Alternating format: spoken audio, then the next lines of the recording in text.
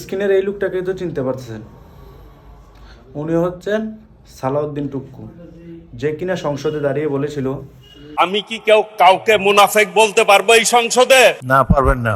আচ্ছা, আমি মুনাফেক বললাম না কাউকে। হেরে যাবে রাজাকার, জিতে যাবে বাংলাদেশ। আমি কি কাউকে মুনাফিক বলতে পারি?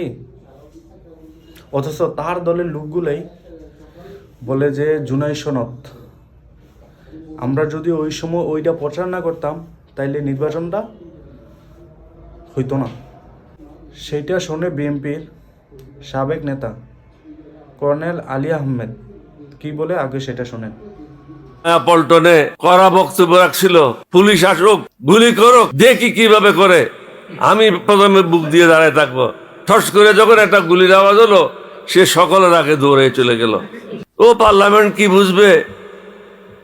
একটা বক্তব্য রেখে দিলাম মাইকের সামনে, হ্যাডাম দেখাই দিলাম, বউ দেখলো যে আমার জামাই তো হ্যাডাম দেখাইছে।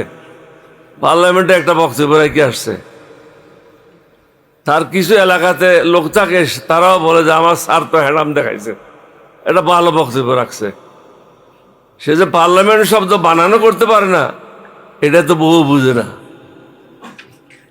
যে কিনা গুলির বয়ে পালিয়ে গেছিল, ওই দিন ছাত্ররাও তো যায় নাই।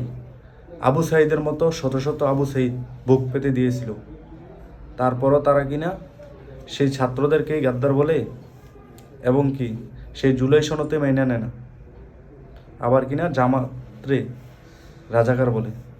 ওই সময় এই রাজাকার কথাটার কারণেই কিন্তু শেখ হাসিনার পতন হয়েছিল।